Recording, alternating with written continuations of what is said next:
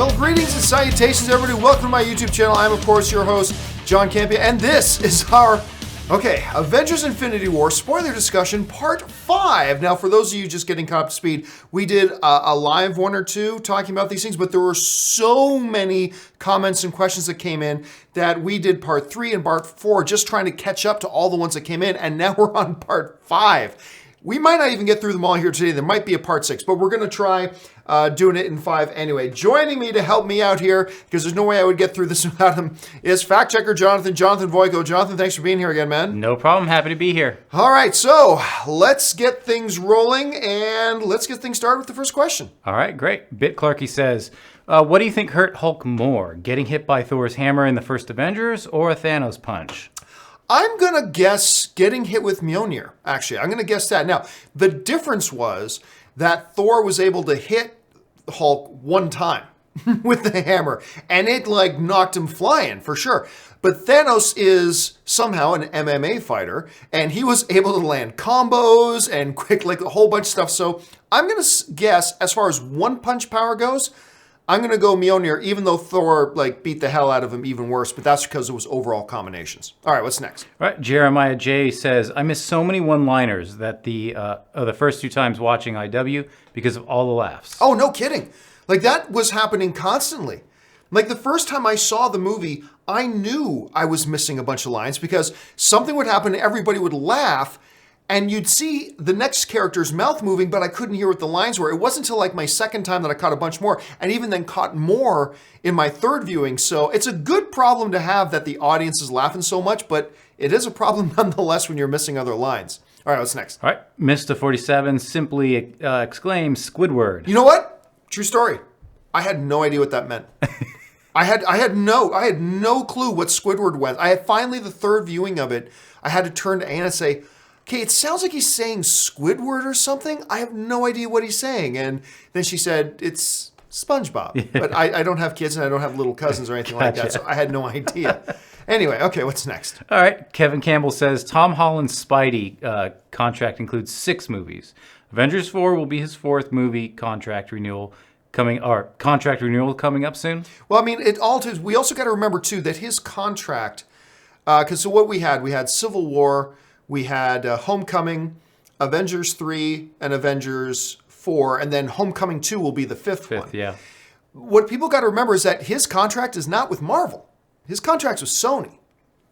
So even if, this is the wild thing, even if Sony and Marvel don't extend their deal to have Spider-Man in the MCU, Sony still has Tom Holland under contract for another Spider-Man movie. So if they want to go ahead and make a Spider-Man movie without the MCU, they're totally free to do so. So, but yes, either way, they're going to have to be looking at contract renewal sooner rather than later. And I heard, I could be wrong about this, whereas Robert Downey Jr. got $10 million to be in Spider-Man Homecoming for 15 minutes of screen time. Mm-hmm. I heard Tom Holland got $1.5 million. I'll take it either way. Yeah, I mean, I would take it too, but I think but for the entire movie. He's in line for a raise. I think he knows he's in line for a raise. So that's as far as I understand it. All right, what's next? All right. Eric JF1991 says, as he's about to get the Soul Stone, Thanos stated that he nearly turned away from his destiny once before, and he can't let that happen again. Thoughts? Yeah, that's been the biggest question that I don't even have a theory about. So clearly at one point, he had an opportunity, I'm guessing, to wipe out half the life in the universe. One of 2 things happened. He had a battle of conscience and decided not to do it, or he failed. He tried to do it and failed. What that one time was, I don't know. Whether that's alluding to something that happens in the comic books, whether that's alluding to something that we just don't know about yet, I have no idea. But as of right now, I don't even have a theory. That to me is the most mysterious line out of Infinity War by far. So I'm with you. I don't really have much thought on about that. I'm dying to know. Was it that he failed, or was it that he, in his opinion, lacked the willpower to see it through at the time? Or did somebody defeat him? I mean, I don't know. Did it happen 10 years ago? Did it happen 1,000 years ago? Don't know. We're going to have to wait to find out. All right, what's next? All right, Boy Cha Sang writes, I trust 90% of the people will see it at least twice in the theater. because it Oh, has incorrect. Incorrect. Vastly, horribly incorrect about that. But anyway, go ahead, Jonathan. Sorry. because it has an undeniably great rewatchability. Definitely my new favorite Marvel movie now. Vast majority of the movie-going audience does not go to see movies more than once. That's just the reality. Now, you might... Here's the thing. We have this neighborhood mentality, right? What we think happens in our neighborhood is what happens everywhere. Well, me and my friends all went to go see Infinity War 3 times. That means everybody goes to see it. No, they do not. So I can tell you, Boy Chow saying, with 100% certainty and accuracy, 90% of the people out there are not going back to watch Infinity War twice. That just the vast majority of the movie audience does not do that. I certainly do. You certainly do. A bunch of my friends do. But the vast majority of people do not. So I'm going to disagree with you. I agree that it's got great rewatchability for sure. And maybe these people will get it on home video and all that kind of stuff. But the fact of the matter is, no, the majority of people, particularly 90% of people, are not going back to watch it a second time. I can assure you of that. All right, what's next? All right. Omar would like to know, how are they going to promote Spider-Man 2 with him dead? Again, that's another great question. The Thanos, what did he mean by I had the chance once before? And how the fuck are they going to promote Spider-Man 4 or Spider-Man Homecoming 2? Because, well, he's dead. See, and this is where it gets really complicated. If I'm not mistaken, I think Homecoming 2 is like scheduled to come out like 2 or 3 months after Avengers 4. And if that's the case, you would think they would start their marketing campaign. But wait a minute, Spider-Man's dead. So I have no idea. I don't. And it's because of that uncertainty. Now look, just because we don't know doesn't mean there's not 1,000 simple ways for them to do it that they do know about. Just because we can't think of it, we're not in the know. They're in the know. The Marvel people are in the know. But it's because we don't know how they would do it that we get these like really wild theories about Peter Parker's dead and they're going to bring in Miles Morales, or they're going to bring in somebody else, or it's going to be about Spider-Gwen, or it's going to be Tom Holland. How they're going to do it though, how they're going to approach it, I simply do not know at this point. But again, they're in the know. They know exactly how they're going to do it, and there's probably 1,000 simple explanations. All right, what's next? All right, Rude Shot wants to know, can Ant-Man defeat Thanos in Avengers 4 by shrinking him? You know what? There were some people who were speculating, it's like, if Ant-Man was there, he just would have shrunk the gauntlet. But I don't know that he could do that. And even if they shrunk Thanos, he still has the Infinity Gauntlet. I mean, you could shrink him down to this big. It's still the Infinity Gauntlet. If he snaps his fingers...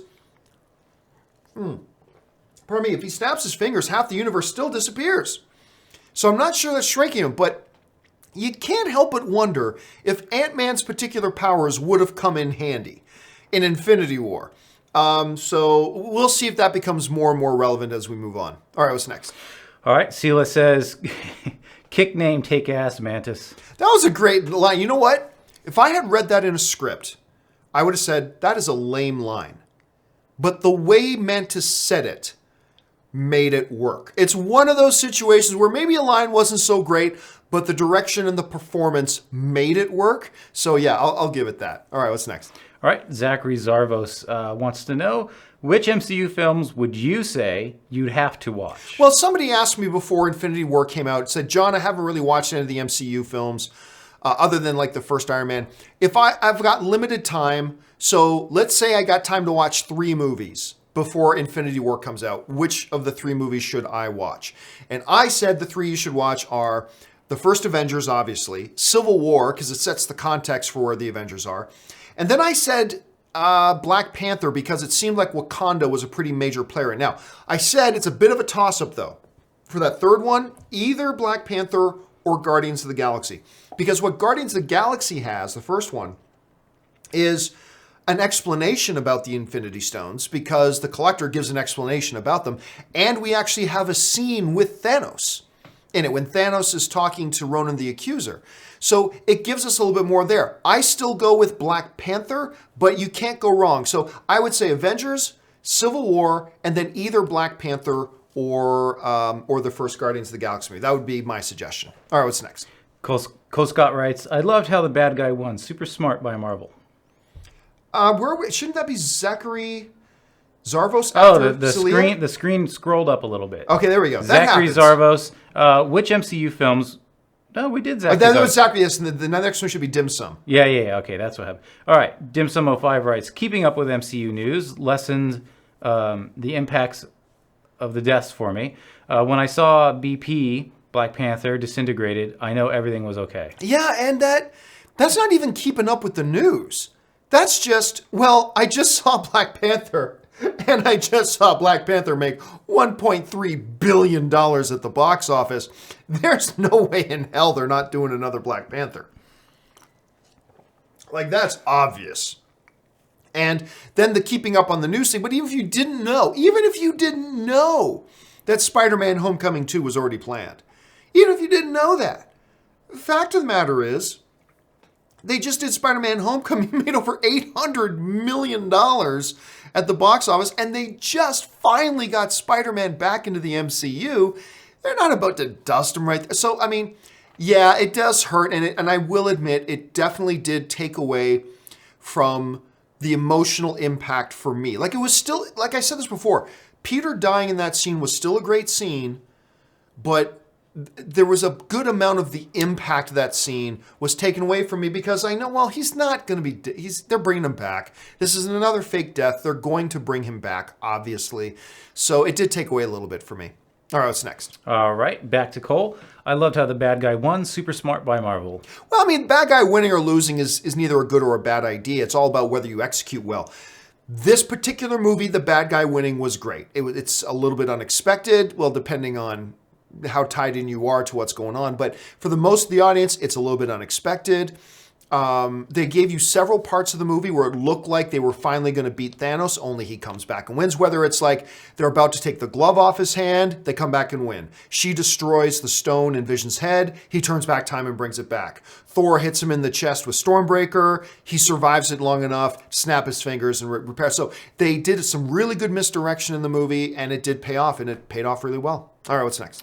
All right, Manuel Fernandez says, I love how both Stark and Strange have completely different ideologies, despite having similar origin stories. Egocentric smartasses who go through a crisis and find new meaning in life. Yeah, I mean, and that in many ways makes them very, very rough to play against each other because they are in many ways very similar. Egotistical, completely self-absorbed, just at the beginning of their journeys to realize, hey, there's more to life than that. And there's more to being a good person than that. And that's why I agree with you, Manuel. I think that made their particular pairing, because I'm sure when the Russo brothers were sitting down with Kevin Feige, they're trying to figure out, okay, we were going to have like 3 or 4 different things going on at once. And figuring out how we're going to pair people together and set certain groups of people together. That's why, in particular, I think that the pairing of Tony Stark with Dr. Stephen Strange was a really great pairing because they are so alike, which would make them so grating against each other and yet still finding a way to appreciate and work together. And you're right, that was a really good pairing. All right, what's next? All right, Kevin Campbell asks, IW sort of undid Ragnarok in a lot of ways. Thor got a new hammer and a new eye. The fate of Korg, Meek, and Valkyrie are up in the air. Thoughts? I disagree. The fact of the matter is, look, let's say we're watching a real drama. Let's say we're watching a movie drama that's not sci-fi or anything, and a character loses his leg. He gets a prosthetic leg, okay, but that doesn't undo the drama of him losing his leg. But he can walk again. Yeah, but his leg's gone. He's got a fake one on. He's gone. Thor getting back, getting a cybernetic eye. I mean, I just assumed that would happen at some point because that's the galaxy they live in. If a dude can have a fake artificial robotic hand, why not an eye? But the fact of the matter is, it didn't undo it. That trauma was still there. That defeat he took at the hands of Hela was still there. He still lost Mjolnir. That hammer that he had, the emotional attachment he had, gone. Now, yes, he picked up a new weapon, but Stormbreaker isn't Mjolnir. He doesn't have the emotional connection to it. It was still a very heavy loss. To me, it didn't undo any of it. As far as Korg, Meek, and Valkyrie go, again, nothing's undone there. We know at least half of Asgard got off that ship. Because Thor says, when talking to Rocket, he killed half of my people. Well, they were all of his people were on the ship. How do you only kill half? Clearly, half of them got off, and that will include Korg, Meek, and Valkyrie. So No, I disagree. And you know what? You're not alone, Kevin. I've had a few people say to me that they feel like a lot of the stuff in Thor Ragnarok was undone, but I disagree. I don't really see anything having been undone at all. Like, you lose your left hand and get a prosthetic hand, you'll punch anybody in the face that comes along to you and says, oh, it's like it never happened. Of course it happened. It was horrible. This ain't my real hand. You know, it would be that. So I don't see it as undoing anything. All right, what's next? All right, Nathan C. writes, from my fiance, over under 40% Gamora became part of the Soul Stone. Also, you speak Groot? Of course, it was an elective. I thought that was clever. I really thought, of course, that was a nice little way to kind of normalize life on Asgard as well. Look, there's a thing going around right now where I got to look back at the specific wording of it. The Russo brothers reportedly did an interview recently where they said that conversation that Thanos has with little Gamora after snapping his fingers happens inside the Soul Stone. They didn't necessarily say that was actually Gamora. It could have just been a vision he was having of talking to her, because why would going into the Soul Stone make her a little girl again? Why didn't it make Thanos a little boy? So it's possible, but a cheap fucking cop-out, if that's what they do. Because he threw her body off the thing and it crashed against the rocks in the bottom. Her body died. And again, if they do the whole fake death thing, or oh, she dead. Just kidding. She's in the Soul Stone, perfectly safe and fine. Really, that would look like her body crashed against the bottom of the canyon. It looked like she was dead, but it's going to be a really cheap cop-out. A really cheap cop-out to me, and I'm going to be very disappointed if that's what their big explanation is. All right, what's next? All right, Kieran Dog 1 writes, I love the movie. I was so tempted to tell my friends spoilers in a sarcastic tone, knowing they wouldn't believe me, but I resisted the temptation. Oh yeah, resist that temptation, because that would make you a giant dick. Even if you say, oh, but I made them think it wasn't real, but then they're watching and it starts to happen, then they're like, oh, so then I know all the other things are going to happen. Good choice, man. Don't even joke around with spoilers. Because, like, I had to ban somebody from my live chat board once because I had seen the movie and they were in dropping fake spoilers. Like, I knew they were fake and I had to ban them. And they wrote me, it's like, why'd you ban me? Those weren't even real spoilers. It's like, yeah, but everybody else in there doesn't know that. And you were just pissing people off. They don't know that you're dropping fake spoilers. You're pissing them off. Now they feel like the movie's ruined for them and you're like just making everybody angry. That's a really douchey thing to do. Maybe you didn't mean anything by it, but you weren't stopping.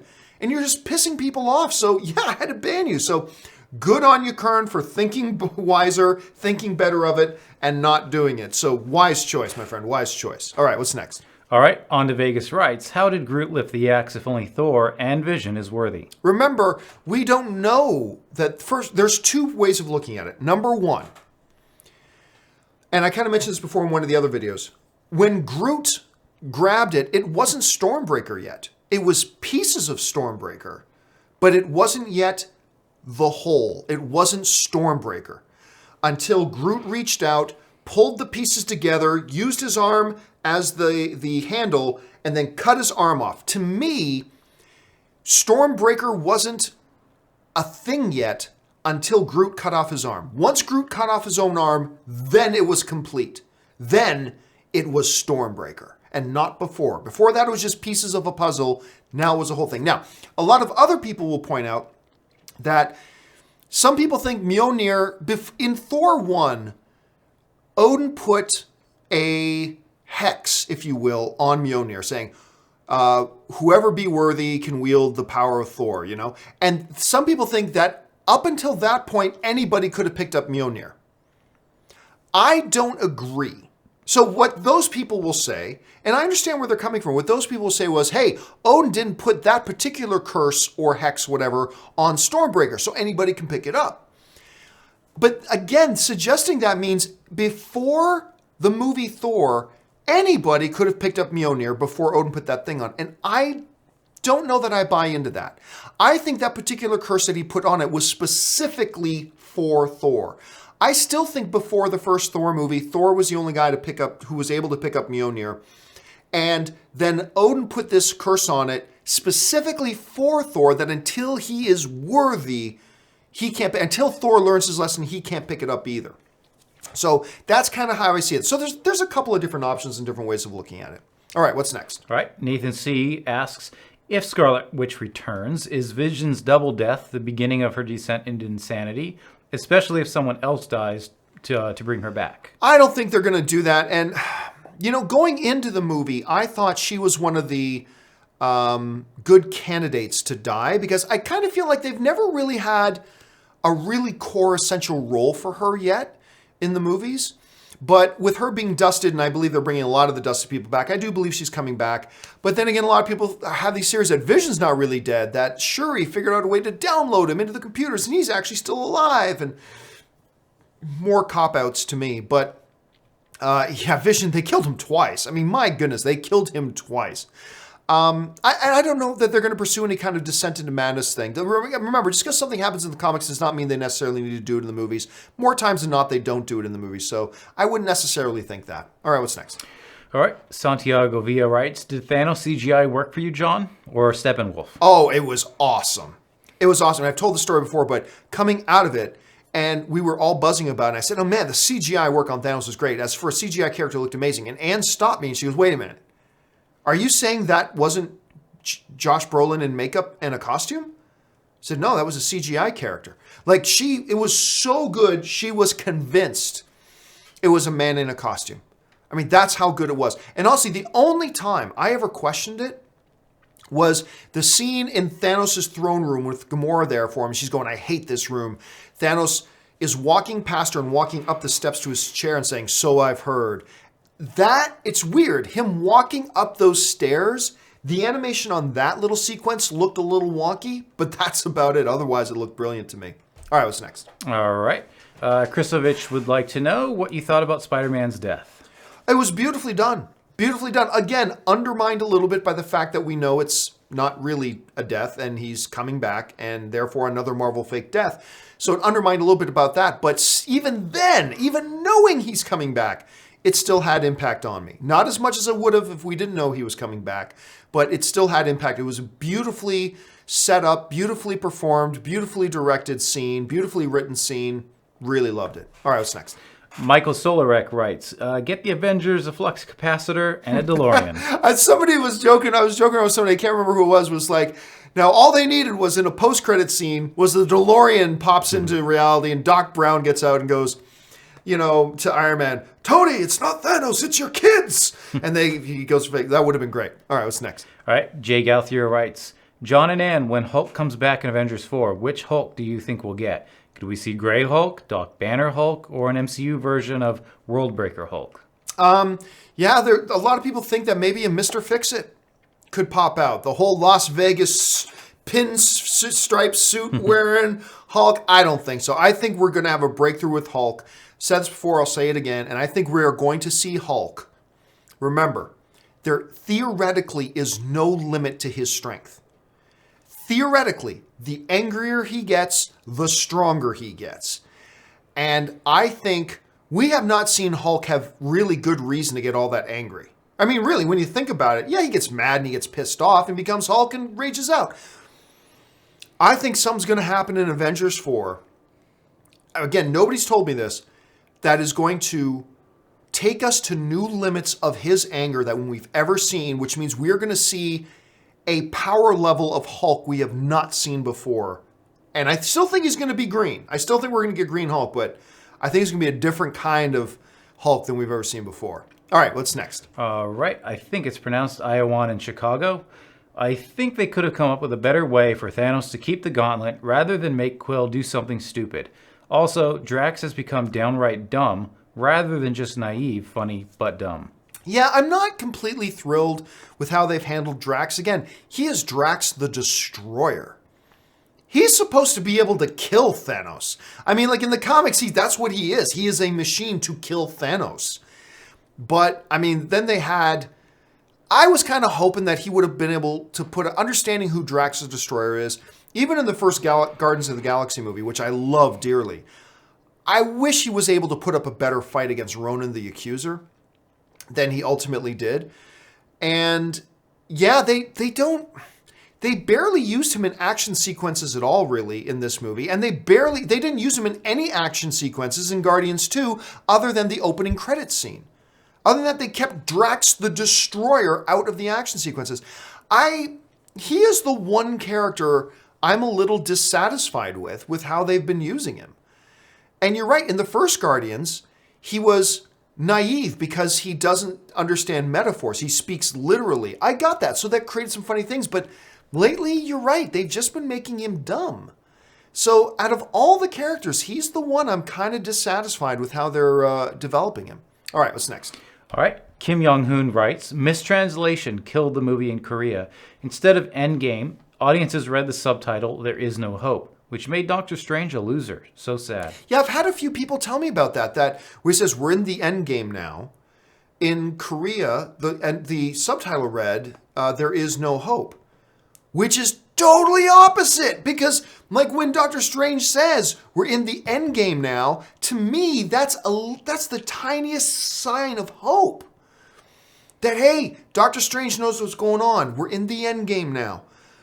And it's hard and it's rough, Tony, but you got to accept it. We're in the end game now. Like, to me was a sign of hope. Whereas if I was in a film and I didn't understand the language being spoken, and that subtitle came up where he just says, there is no hope. That's the total antithesis to me of what the meaning of that scene was. So you're right, that would have pissed me off a lot. All right, what's next? Connor Brown writes, since Hawkeye is supposed to be an A4, what do you think the chances are that his family got snapped out of existence? And that made him go the way of becoming Ronin. The Ronin thing is irrelevant. It's still Bart. I mean, sorry about that, guys. It's still Bart. It's still the same guy, all right? He doesn't inherit new superpowers. He doesn't, change his personality. This whole obsession that a lot of people have with him becoming Ronin, will this be the impetus that makes it? He's still just the same guy. He barely even goes by the codename Hawkeye anyway. He mostly just goes by his name. But yeah, I wouldn't doubt it.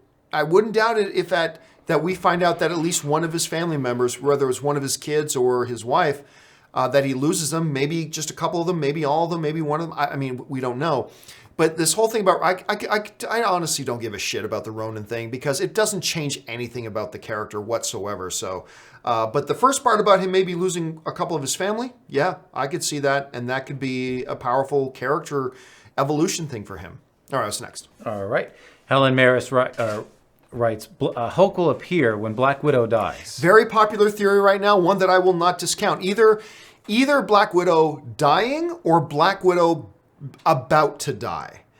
That sets off the return of the Hulk. That's kind of how I see it playing out as well. A lot of other people seeing it playing out that way, which means that's probably not the way it's going to happen, but that is the way for now that I'm kind of subscribing to the way it happens and comes about. All right, what's next? All right, Valeria262 thinks, missed a chance for Thor to shout out Warriors 3.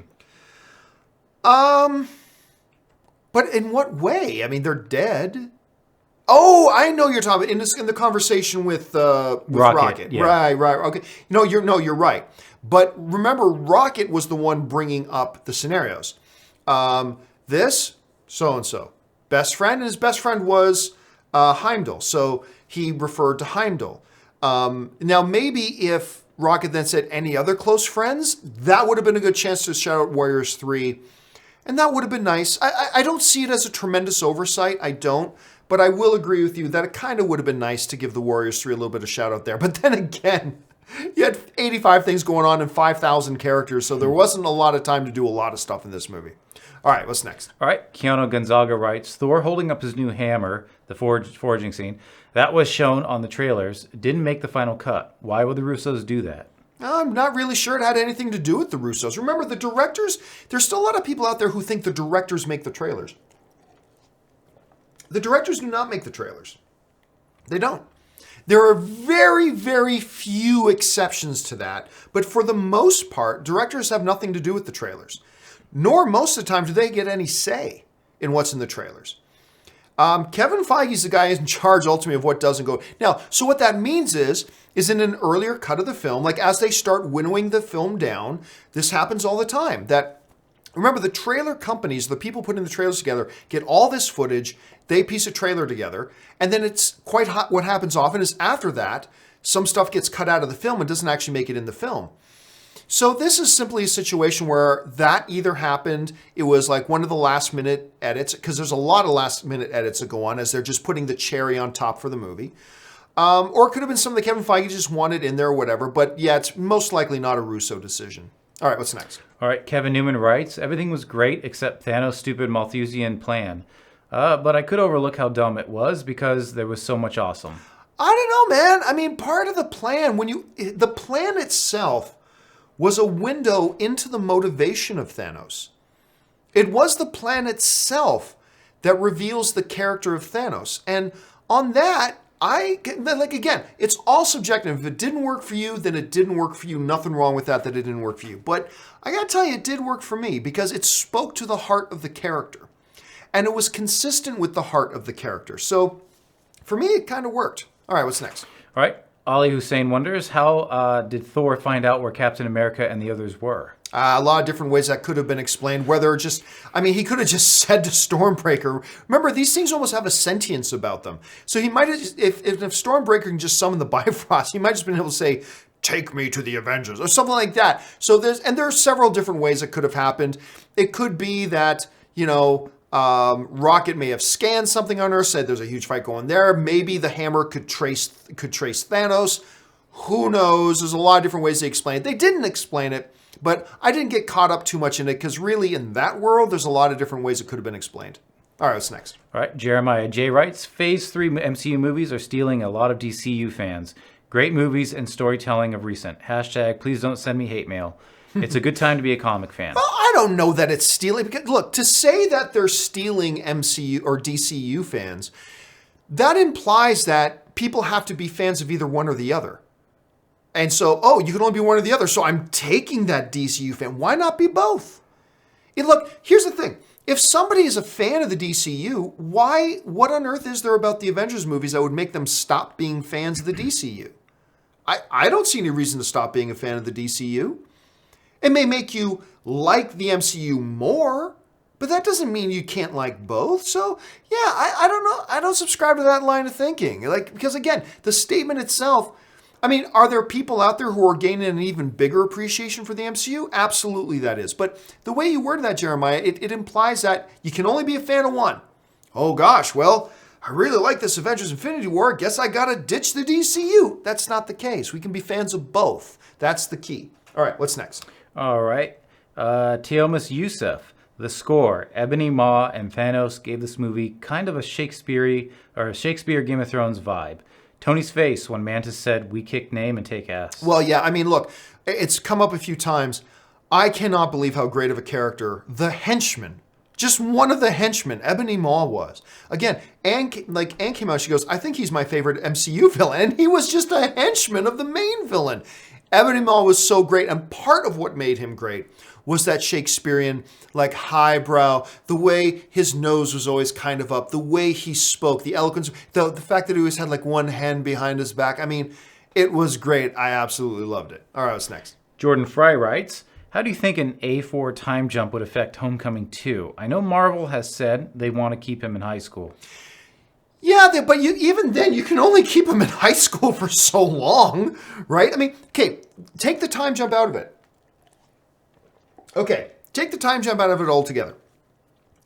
It's still 2 years before when we see him in Homecoming to when Homecoming 2 comes out, right? So even without any time jump, if he was a junior in high school, he's now a senior, right? Or how does it work? We don't do junior, senior in Canada. It's freshman? Freshman, sophomore. Yeah, so sophomore junior, comes senior. before junior. Okay, yeah. So let's say he's a sophomore in high school. All right, well then, even without a time jump, he's a senior in high school. So yeah, you want to keep him in high school for a bit, but you can't keep him in high school for a long. High school, unless he's an idiot. Well, not an idiot, but unless he wasn't super brilliant, which he is, high school's a 4-year thing. Maybe 3 years, depending on how smart he is. At some point, so yeah, I do think this is going to be an effect. How much of an effect? Not really sure yet. All right, what's next? All right. Nathan C. writes, my fiance hopes Tony comes home to find Pepper died, injured in the horrific post-apocalyptic aftermath that we see in the post-credits scene. Too brutal? No. Because I don't think it would be brutal enough. Tony hasn't found out that Pepper's pregnant. It's not until that happens that's really... And look, we already know that Pepper's in Avengers 4, so that's probably not a thing. Now, here's the thing.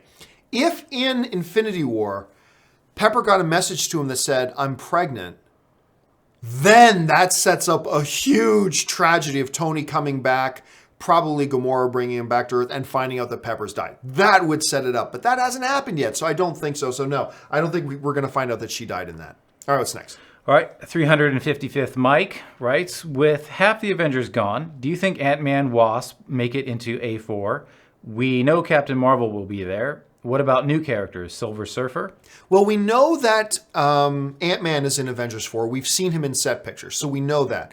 Haven't seen Wasp in set pictures, but that doesn't necessarily... There's lots of people we haven't seen in set pictures, so that doesn't necessarily mean anything. And no, Silver Surfer cannot be there. Silver Surfer still belongs to Fox, so you can just forget about that right now. All right, what's next? All right, Akash Kumar writes, love the film, but would have liked to have seen more from Cap, since he's also my favorite. But there were so many things to fit in this one film. And that's really the thing, right? Every single character other than Thanos, every character was underused. Every character was. But we knew that going in because that's the payoff. If you want all the MCU characters together, then you're going to have to accept that none of them will be used enough. They're all going to be underused. Was Captain America underused in this film? You're damn right he was underused. He's Captain America. But... I mean, it was with everybody. What the Russos then had to turn their attention to was, how do we balance out giving everybody enough? You know, giving everybody at least one moment. And they did. They balanced it out very well. But yeah, you're right. They underused Captain America. But they underused everybody other than Thanos. So that's just part of the trade-off with getting a movie with 28 main characters. You got to accept that everybody's going to be underused to one degree or another. All right, what's next? All right, this one's basically already answered, but Angel would like to know, are we going to do a second IW spoiler chat? Well, that already happened. And here's part 5. All right, what's next? Okay. Rory Brown writes, I'm sorry, little one. Scene still gets me. Yeah, and you know what? One of the other, and I agree, I completely agree, but one of the other kind of casualties of the overcrowding of this movie was, you know what this movie needed? This movie needed a scene, one more flashback scene. Like, I don't know if you and I talked about this, Jonathan, but tell me what you think about this. Mm-hmm. I feel like this movie needed one more flashback scene between Thanos and Gamora showing any kind of a connection. Because what we see is him murdering her people and taking her. And when we have a scene where she thinks she killed him and it hurts her that she thought she killed him. But we see nothing in this movie ever suggesting that she felt anything for Thanos. If this were any other movie, I kind of feel like you put in one more scene, maybe Gamora as a teenager or whatever, where Thanos does something that is kindness for her and showing her feeling appreciation for it. Because we've never seen anything in these movies other than the deepest, darkest contempt from Gamora to Thanos. So I feel like we needed to see a little bit more showing the connection. I don't know what you think about that. Well, I mean, it was alluded to that she even fought for his side. She was one of his children and was there at some of these 50% slayings of worlds. And we never saw any of that. Yeah, it's again, the key thing in movies that we always hear filmmakers say, it is better to show than to tell. And when you get so many characters and so much to go on, the directors, unfortunately, many times had to resort to, well, we're just going to have to tell you instead of showing you, which is never as effective. Or like that tipping point of when she no longer was going to fight for him. What happened? A more fleshed out movie would have done that, but there was no time to do it. All right, what's next? All right, Alan Gonzalez writes, what if Spider-Man 2 is right before Infinity War? I mean, several people have brought that up. The reason I don't like it is because they're already doing that to 2 other movies. Like we've got Ant-Man and the Wasp, and we got Captain Marvel that are both taking place before Infinity War. Are we going to take another movie? The next, we're going to do that. There are 3 films in a row that all happen before Infinity War? I mean, it is possible. It is possible. I'm not saying I don't think this can happen. I think it's possible. I just don't like it. So I give it a 50-50 chance that that's the case, but I 100% don't like it. But it may be what they do. All right, what's next? Edgar Navarro asks, can Star-Lord still hold the Power Stone? Does Ego's death remove that ability? I don't know. I was thinking about that in the big fight on Titan, you would think that would be a great place for Peter to really manifest his power that we saw a little bit of in Guardians of the Galaxy 2, but he didn't. Does that imply that with the death of Ego, that power's gone? Was his power connected to Ego being alive? That doesn't seem to make sense. Like, I've got my mom's eyes, whether my mom's alive or not. So even if my mom had passed away years ago, I would still have my mother's eyes. I mean, that's just the thing, right? So, I don't know. It's a good question. And I still remember, even in Guardians of the Galaxy, he couldn't hold it for long. He could only hold it for a finite period of time, and then he had the other Guardians grab his hand to share some of the load with him. So even then he couldn't hold it. So I don't think he'd be able to hold it now. All right, what's next? All right. Mike Moore writes, Black Panther is the better allegorical story. The great music, character wardrobes. Yeah, character wardrobes, etc. Infinity War is the better action flick. Both great, though.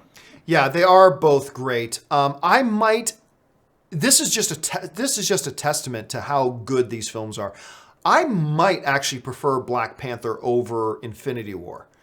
That's not a knock on Infinity War. That's just, like I said, a testament to how much I love both of these movies. I think both these movies are great. I might even put Black Panther over it. That's how I feel. So I think you're right. Like, the story and the handling of the narrative, better in Black Panther. The action, definitely better in Infinity War. Overall, I don't know, man. It's close to call. Close to call. All right, what's next?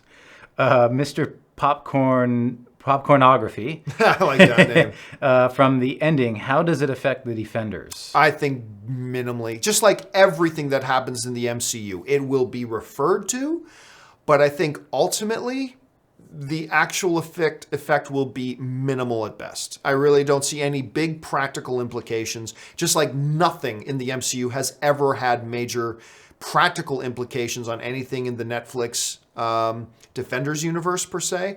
I don't think that's going to start now. All right, what's next? Christopher Cox asks, do you think that Thanos will regret his snap?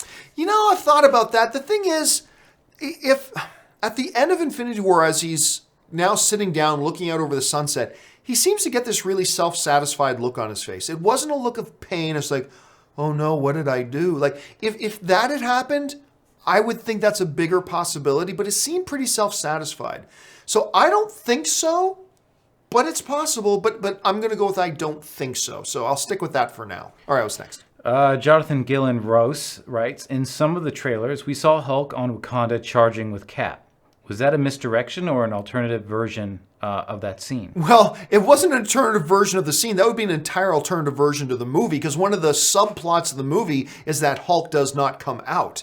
So no, that was obviously just a big misdirection. And an effective one too, but it was just a big misdirection, not an alternative scene. All right, what's next? All right, Jay Gauthier writes, seeing Cap and Black Panther rush the Black Order army in Wakanda evoked the same emotions I felt seeing Aragorn fighting the Uruk-hai in the Battle of Helm's Deep in Lord of the Rings Two Towers. Amazing. It was a gasp moment. And the thing is, you live to see a movie that has that one good gasp moment. And Infinity War had 3 or 4 of them. But that one thing of Cap and T'Challa rushing into battle, like so far ahead of everybody else. I'm getting chills. I'm getting the goosebumps and the hair standing up just thinking about it. That was absolutely one of those gasp moments, and I loved it. All right, what's next? All right, Gabriel Mengesha writes, do you think Peter Dinklage will make another gauntlet for the Avengers to use in the next Avengers? It looked like, look, I could be remembering this wrong, but I believe that the mold that was created was destroyed. So I don't think he will. Not to mention to fire it up again, he's going to have to hold open the iris again and take the full brunt of the sun again. And I don't think he's going to be looking to do that. So I'm going to guess no. I'm going to go ahead and guess no. Because, again, what good is the gauntlet without the Infinity Stones? It's like saying, hey, make me this M16 gun. Okay, great, but there are no bullets. That's fine. Give me the gun anyway. It's useless. So without the stones, the gauntlet itself is useless. All right, what's next? All right, Guy Lance asks, just for fun, what do you think the post-credit reaction would have been if Fury's pager had said Richards or Xavier. Oh my God! Like if the camera zoomed in on the pager and you saw like the Fantastic Four logo on like the 4 with the circle on it, right? Yeah. Oh, or like Hugh Jackman's face comes up. Hello, Fury. Like if it was Hugh Jackman's. Oh my God! People would have lost their shit. I mean, first of all, only about 5% of the people in the audience even recognize the Captain Marvel colors and the symbol there. So. And it was still a pretty good reaction, although most people had no idea. Had it been a Fantastic Four thing, although most people hate Fantastic Four, but had it been like Hugh Jackman's face saying, like answering the phone, saying, hello, the place would have just gone absolute bananas. It would have been pretty fun. I mean, it's impossible, but had it happened, it would have been pretty fun. All right, what's next? All right, Haskell 420 writes, John and Ann, write it down, book it. Cap's line that we don't trade lives will come home to roost in the next Avengers when Cap, Tony, and maybe others sacrifice themselves to bring back the new Avengers. Yeah, lots of people seem to have that theory, and I'm not completely against it. Look, the thing is, when Civil War was coming, everybody denies it now, but everybody's saying Cap's going to die in Civil War. We kept saying he's not going to die in Civil War. He's the heartbeat of the MCU. Then in Avengers Infinity War, Cap's going to die in Infinity War.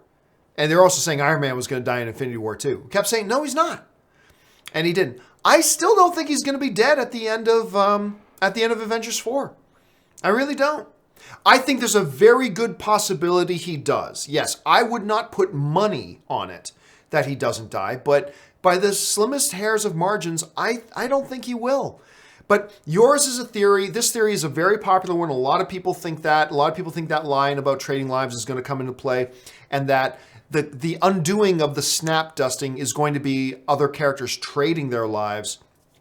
But we'll have to wait and see. We will have to wait and see. All right, what's next?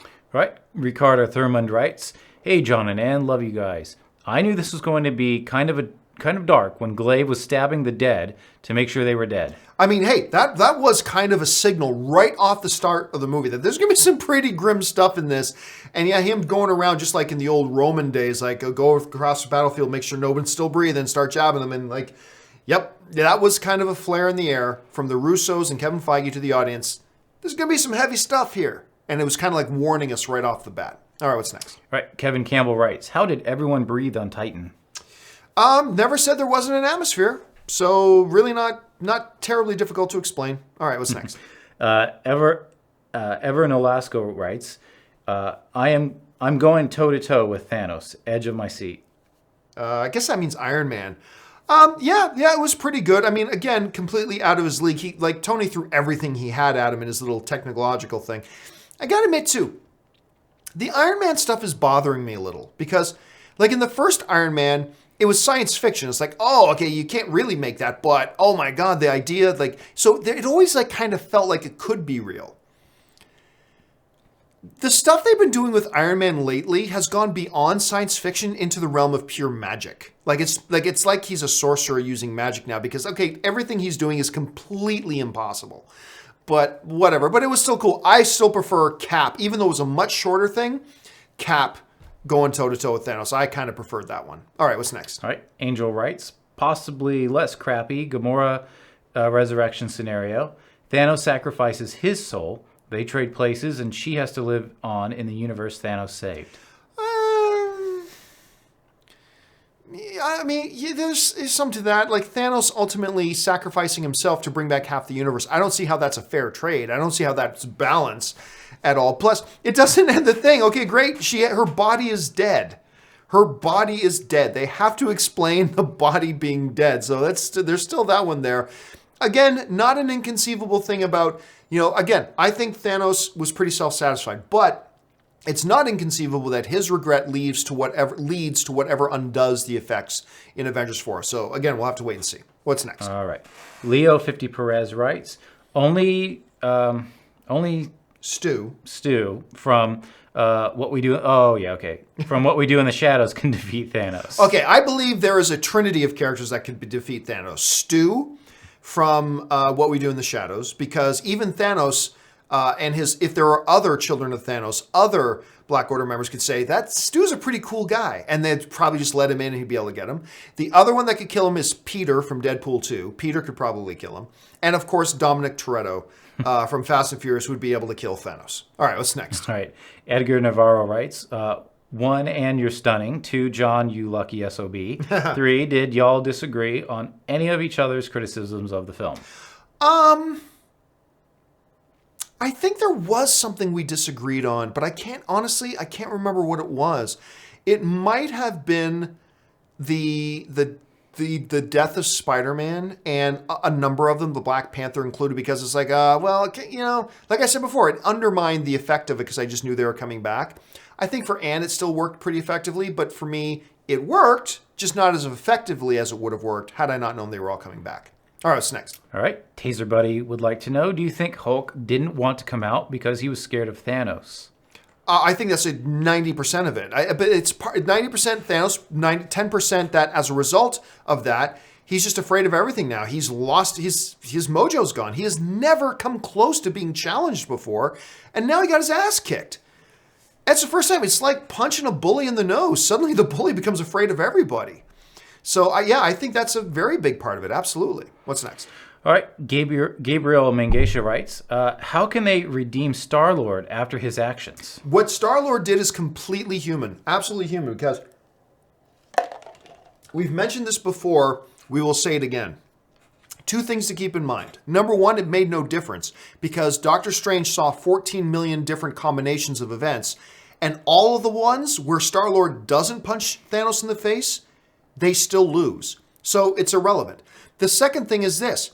Iron Man acted even more impulsively and out of irrational emotions in Civil War when he found out that Bucky was the one who killed his parents. Like, Captain America laid out the logic. Look, it wasn't him that did it. He was brainwashed. It wasn't his fault, blah, blah, blah. And what did Iron Man go? I don't care. Because, we are emotional creatures. And he tried to kill Bucky. So had it been, I have no doubt that had Iron Man been standing in front of Thanos, and Thanos revealed, I had Corvus Glaive kill Pepper on Earth, you're damn right. Tony would have done the exact same thing. I think almost anybody would have done the exact same thing. So I don't think there's any redemption for Peter necessary. Because again, he did what anybody would have done. And even if he didn't do it, all the possible futures that Doctor Strange saw involved them losing anyway, even if he didn't. So so I don't think he needs to be redeemed. All right, what's next? All right, Julianne writes, hey, John and Ann, how powerful do you think Captain Marvel will be in comparison to the Avengers left? Fury, using her as a last resort, gave the impression she must be capable of turning the tide against Thanos. Well, I mean, I don't know about that, but we have heard Kevin Feige say that she might be the most powerful character in the MCU. There you go. I mean, so sky's the limit. Really, sky's the limit. That she can't go one-on-one with Thanos, not with an Infinity Gauntlet at his disposal. But so how much they'll do that, how much they'll play into that, we'll have to see. But I think there's a pretty high ceiling, just based on Kevin Feige's words. There's a pretty high ceiling for how powerful they're going to make her. And I think it's going to be significant. Very, very significant. All right, what's next? All right. PJ Barnes, Ant-Man and Wasp were OG Avengers members. Nice nod. Yeah, a lot of people forget that. And you're right, it is a nice nod. So having them kind of play a catalyst into bringing everything back together in Avengers 4 is a pretty nice nod. All right, what's next? All right. Jay Gauthier writes, my favorite scene in the Infinity Gauntlet comic book was Cap facing Thanos. Seeing a version of that in IW was a dream come true. I wish a resurrected character, say Rick Jones' line, I saw Elvis, he looked good.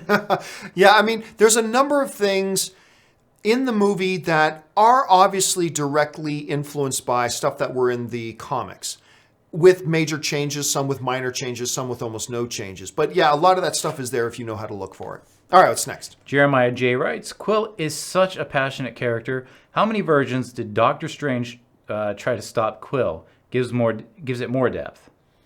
How many versions did Strange try to stop Quill? Or how many... I'm not exactly sure what it is you're asking, Jeremiah. But again, like I said, all the 14 million versions Strange saw, I'm sure a number of them had Quill not punching Thanos in the face, and yet they still lose. So that's why the fact that he did it was really... I mean, it felt big at the time, but what we ultimately know is that it was inconsequential that he did it because it wouldn't have made any difference. That's why I don't think he needs to be redeemed. All right, what's next? All right. Serendipitously pious. I agree. I think Gamora is dead in part because Saldana has to shoot, like 5 Avatar sequels? Also in A4, the people who didn't die, the original Avengers, almost to the man, will probably die. Again, I have my issues with that, but you're right about, Saldana has, 4 Avatar sequels to shoot. But that doesn't really mean anything. The Rock puts out 2 to 3 movies a year, right? So just because they have other movies to shoot doesn't mean they still don't have time in their schedule to shoot other stuff. So that kind of goes against my prediction that Gamora is dead. And by the way, I do think Gamora's coming back. I think she probably is. I don't like it, but that's the case. I love the character and I love Zoe Saldana playing her, but it's breaking my heart even now to think about it, that when they bring Gamora back, it completely undermines the power of that scene of Thanos throwing her off the cliff and killing her for the sake of his mission.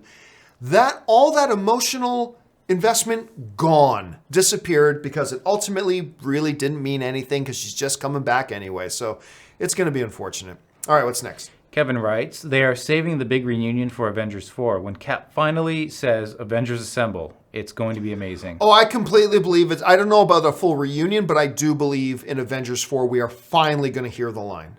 They hinted at the line in Avengers Age of Ultron right at the end, but I think we're finally going to hear that line in Avengers 4. And you're right, people are going to lose their minds when he does it. It's going to be awesome. All right, what's next?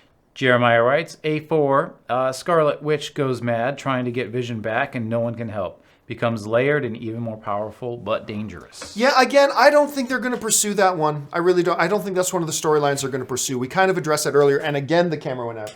I don't think they're going to pursue that one. I really don't, for all the reasons I explained a little bit earlier. So, I mean, hey, it's possible. It's definitely possible. I just don't see it happening. All right, what's next? Warrington Trainspotter 2778, a great nod from Marvel to introduce Captain Marvel to the MCU. It was a nice little nod. They might have... The one thing they might have done is made it a little bit more clear, because I think just a vague look at the logo with some of the colors, again, it went over a lot of the people's heads. So I think they might have been able to do it a little bit more on the nose. Normally it's better to stay a little vague, but they might have been a little bit too vague, because I think there's a lot of people, I know in all the times I've seen it, a lot of people were looking around like, I have no idea what this means. What does this mean? Does this mean something? Because they hear other people going, woo! And they're like, well, clearly it means something, but I don't know what it means. They might have been able to do a little bit better than that, but it still was pretty cool. All right, let's take, we've gone over an hour now, so let's take 3 more. All right. Lucky Wonder, all the OG Avengers survived the snap. I think they are the ones in danger of making it out of Avengers 4. Worried especially about Thor, seeing that he was talking about fate and how old he is, the Fields. The funny thing is, a lot of people have been asking, with the surging popularity of the character, first of all, my favorite Thor movie is still the first one, but a lot of people now, Thor Ragnarok became their favorite of the Thor films. And a lot of people coming out of Infinity War were like, Thor is my favorite Avenger now. With the surging popularity and the fact that Chris Hemsworth is now more in love with playing the character than he ever was before, I think there's a pretty damn good chance he makes it out of Avengers 4. I don't know that for certain. I'm not willing to put money on that, but I feel like there's a pretty good chance that he'll come out of that. All right, what's next? All right. Joseph Rotoni writes, when Anne asked John, what would you have done in Quill's situation? Instantly thought, it's a trap. Oh. Glad you didn't fall into it. Oh, yeah. That ranks right up there with how many guys, okay. Hey, if I disappeared tomorrow, if I died tomorrow, which one of my friends would you hook up with? Total trap. Total trap. And yes, that was posed to me. And I said, no way.